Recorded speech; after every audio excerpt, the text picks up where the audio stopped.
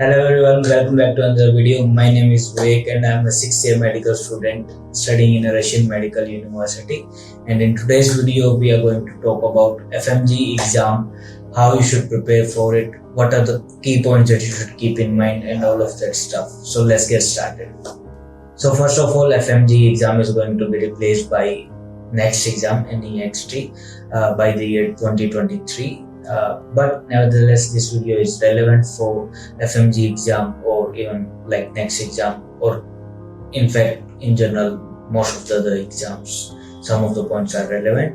So the major question that always comes to mind of a FMG or a student who's thinking about going abroad or even who is already studying for medical university is that when you should actually start your preparation for the FMG exam or your licensing exam. To answer that, you should basically start your preparation from first year onwards.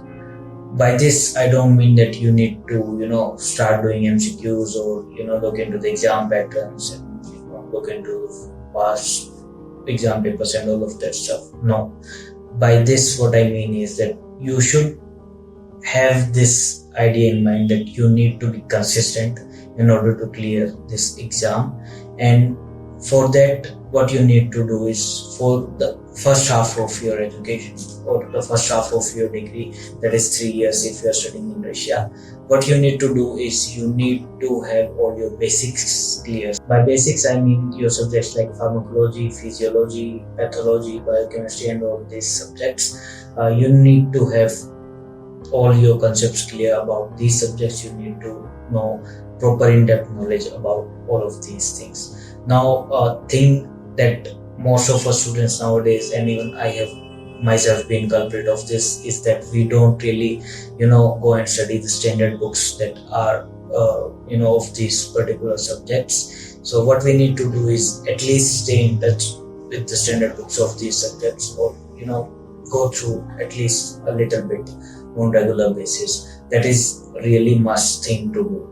Now, once you have completed your 3 years or like first half of your degree, the second half of your degree is a very crucial time because all of your medical and clinical based subjects are going to be, starting from now onwards from these years, and like medicine, surgery and all these things.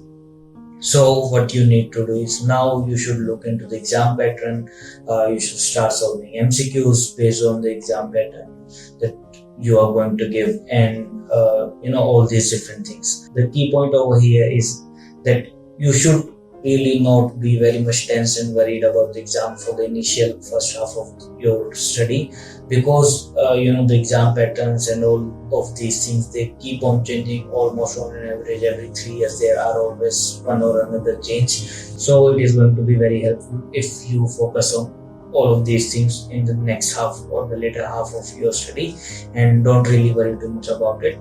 The only key thing that you should keep in mind is that you should be consistent with your studies, stay in touch with the standard books and all of that stuff, and you are going to be alright while your preparation.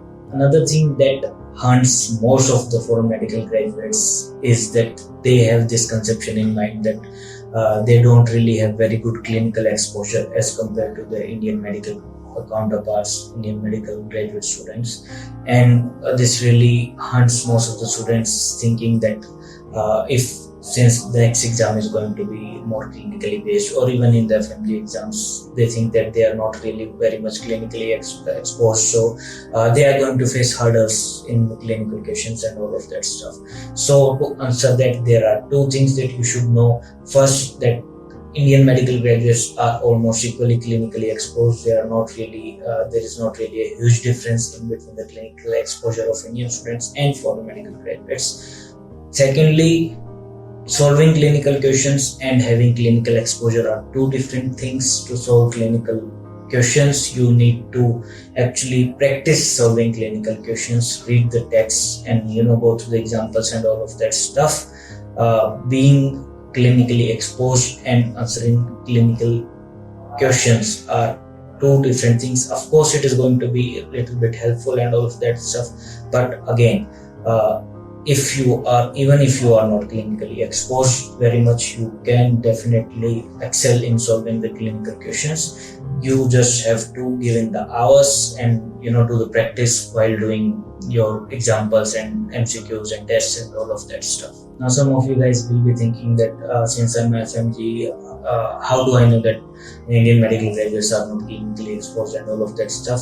So basically, I have a lot of friends and even relatives and family members who are studying in Indian medical colleges as well as abroad medical colleges, and I myself am FMG. Even in government Indian medical colleges and private medical colleges, I know a lot of people who are studying in both these type of institutes and institutions, and I know I have their first-hand experience, and we have conversation about all of these things. So they definitely don't really know very much more information, or they don't really have too much more clinical exposure as compared to FMGs. I can really say that definitely.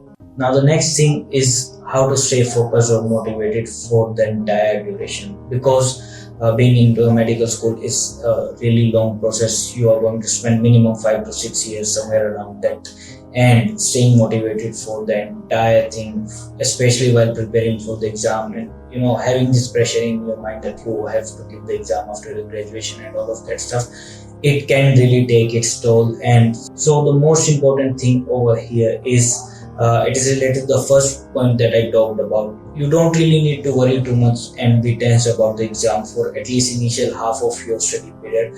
For the later half, you can focus and be more focused towards that, and that is going to really help you to stay focused and stay motivated. Because if you start your preparation and all of that stuff in your first year itself, then it is going to be a really difficult thing to keep it maintained over the entire 6 years, and inevitably you are going to forget most of the stuff that you studied or prepared for in the first year, because you are going to do the exam after your 5th or 6th year only. So the best thing is, first of all, again, as I said it earlier, just start your preparation from 4th or 5th year onwards only. I myself did not really pick up with the motive of just studying for the exam even till mid 5th year.